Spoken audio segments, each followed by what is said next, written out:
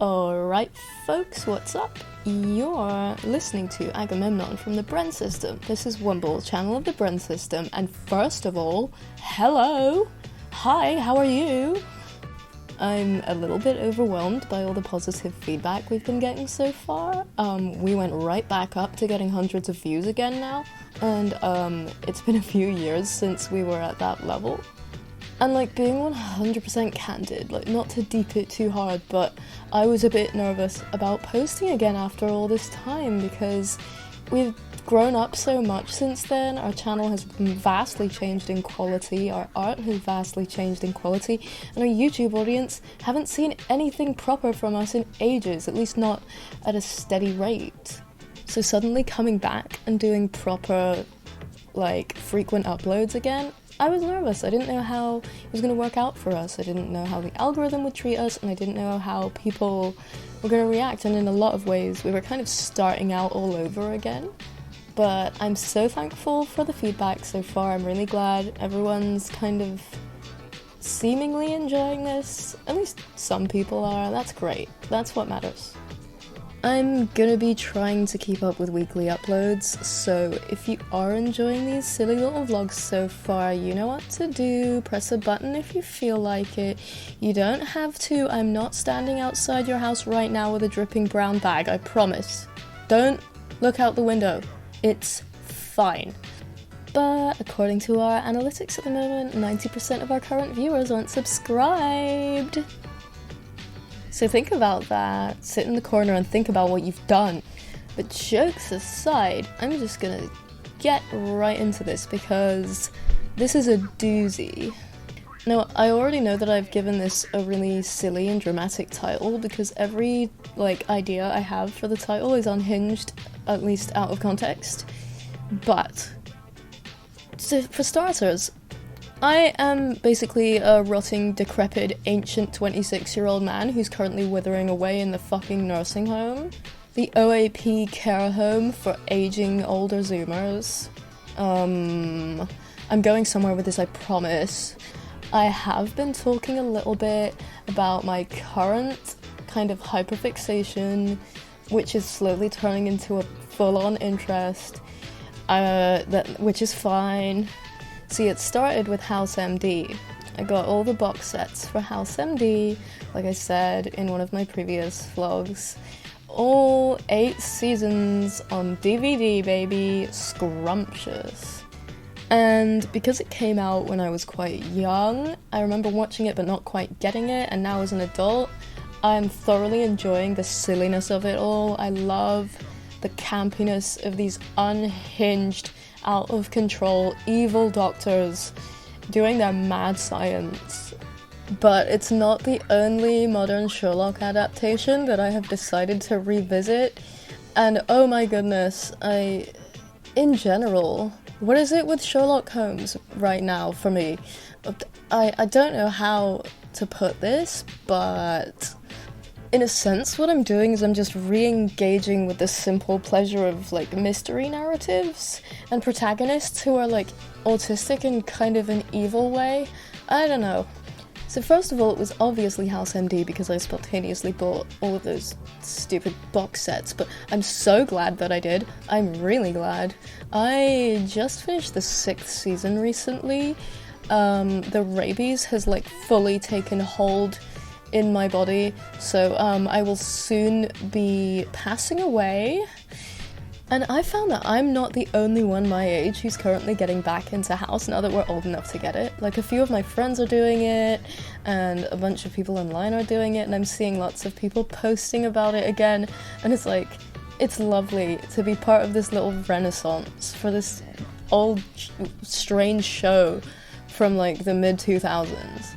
I think it so rules to revisit something that came out when you were a bit younger, now that you're old enough to get it, and then connecting with it in a way that you didn't before. There's something really cool about that, and I'm really glad that I did it. PS4, shut the hell up. Girl, diva, can it wait?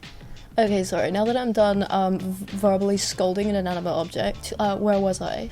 I'm glad that I did, because some of these episodes were genuinely really interesting and well done. Not all of them, obviously, because, you know, we have scientifically and medically advanced since that time, and some of the episodes kind of feel outdated and silly now, because back then those things were considered scientifically sound, but they've been debunked now.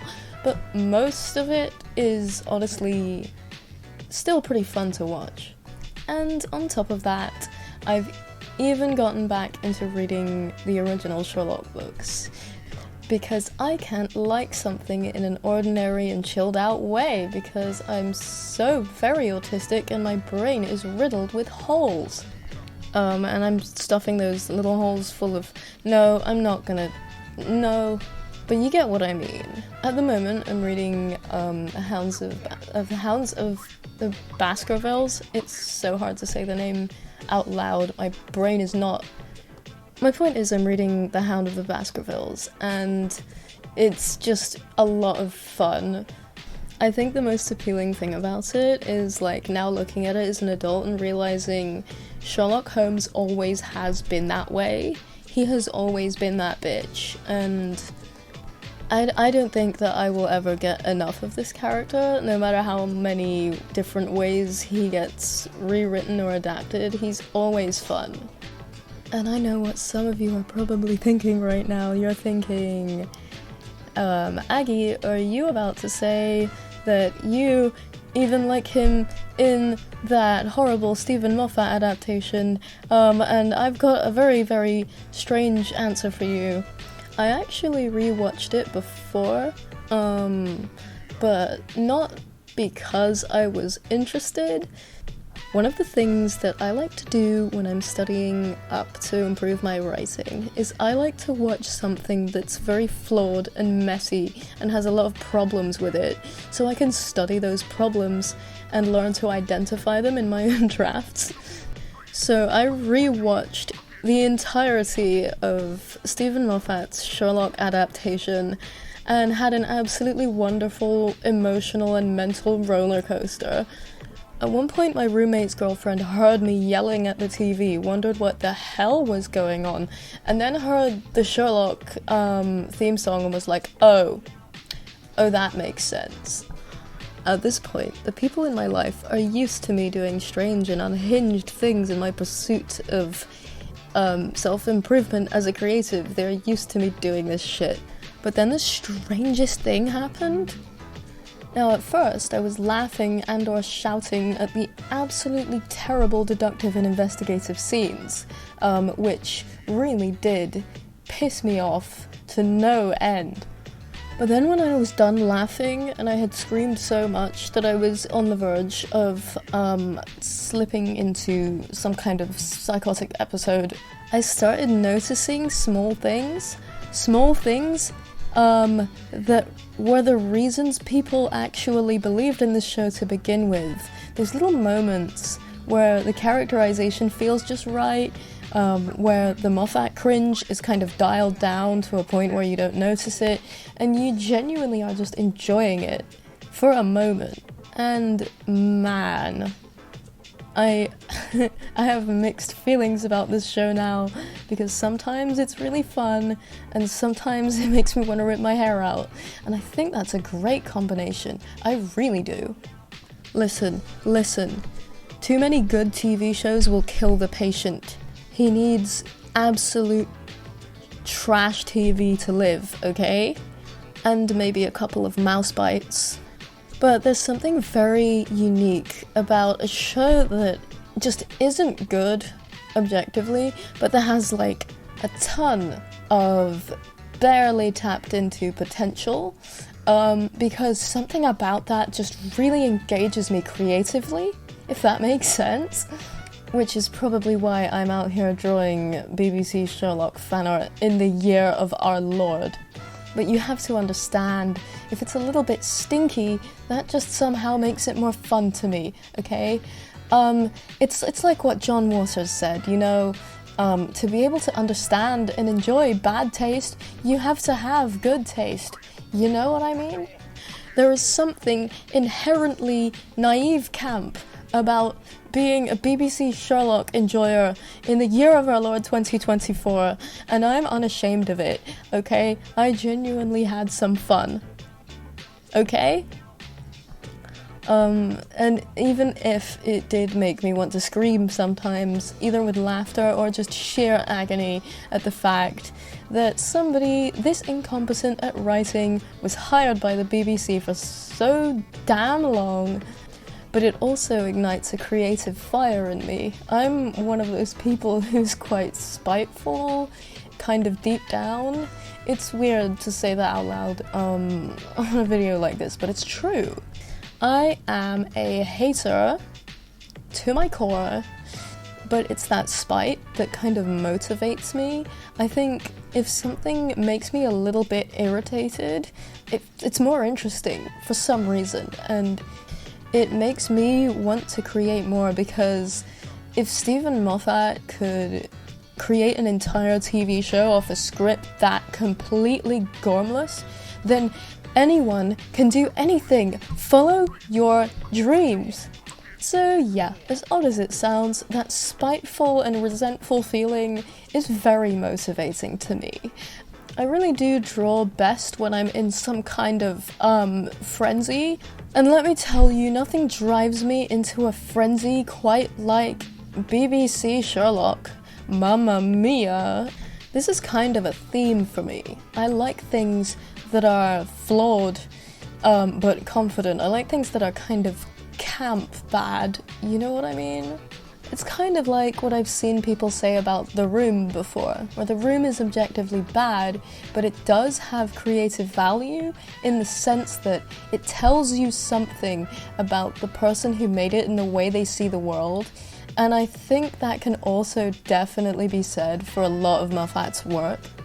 Yes, it's very dumb and silly, and about 60% of the time. Like, everything he writes is about 60% dumbass, gormless idiot, shit idiot brain fungus. I'm so eloquent today.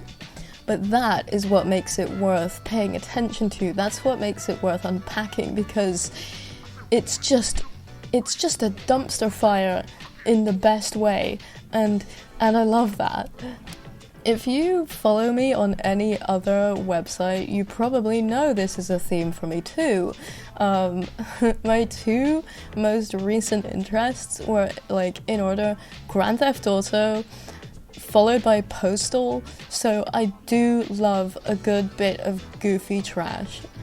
And yes, every time Mycroft is on screen, I feel slightly violent inside. That is true, but maybe that's a good thing. Maybe I enjoy the emotional catharsis of just enjoying something that kind of is stupid and not great, you know? Not everything you watch has to be, as the kids call it, kino, and you can enjoy trash. In the last video, I talked about how creating OCs is considered on a broad scale kind of cringe, and you know what? Enjoying trash TV is also considered cringe to a point where people call it their guilty pleasure. And let me tell you something, girly pop, there is no one on this earth who can make me feel guilty for enjoying things. Especially when those things are not hurting anybody, like, in any way, shape, or form.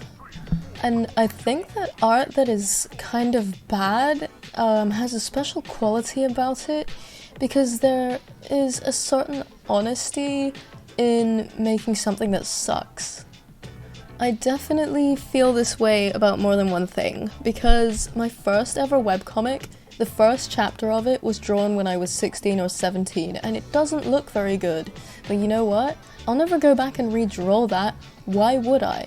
I wouldn't be a competent artist today if I wasn't at one point a much more incompetent artist. And I think it's good and healthy to allow your older, worse art to exist. Unless you're Stephen Moffat and the crusty shit is all that you have, holy fuck. I almost pity him, almost, but I do also want to maul him like a wolf, you know what I mean? And not even in a kinky way. It's those conflicting emotions that allow me to thrive. And allowing myself to enjoy something that I don't 100% think is good is very good for me. I think it's very much helping me to relax a bit more. Sometimes I want to watch something super engaging and super thought-provoking, sure. Other times I just want to have a laugh. I just want to have a laugh at a bad show. And you know what? I'm gonna give the BBC Sherlock series one little bit of credit for something I've never seen anybody mention. And that is that I genuinely believe the cast did their best, and I do think that they tried to make that awful script somewhat bearable, and I respect them to a certain degree. Obviously, to a certain degree. I mean, if you know anything about the way that Benedict Cumberbatch tends to behave and tends to think, there's only so much respect I can have for that man. But I will say, as an actor, as a performer, he does a good job. He really does. And I do think he made an earnest effort to make BBC Sherlock somewhat good, and I think the other actors definitely did too. But it is not easy to make a script that awful look decent on camera. But hey, I enjoyed myself, and that's what matters. And I will say, it is definitely healing my inner teen who was like a 16-year-old fandom blogger. It's so fun to just go back and engage with something that was big when I was a teenager that wasn't even good, but I can enjoy it anyway. Everyone's always talking about critical media consumption, but here's the thing. If you truly want to broaden your horizons when it comes to the media you engage with, I don't like saying consumption or consume when it comes to creative works, because that feels gauche. But when you engage with a creative work, whether or not it's objectively considered to be good or bad shouldn't matter, because what really matters is the experience you're having with it. I think a very important lesson I've learned in media theory is that every story is actually more than one story. On one hand, there is the story that's being told to you, and on the other, there is the story that's being told by the experience you're having. So in other words, the story going on screen is only half of what's going on. Because your reaction, your response, the way that you feel, the way that you react to it, that's also active storytelling. Because that work of fiction is affecting you. It's kind of worming its way into your life and into your mind, and that's what's so cool about it. And that is why I am completely unashamed of my Sherlock Holmes-themed quarter-life crisis? That's what I'm gonna call it.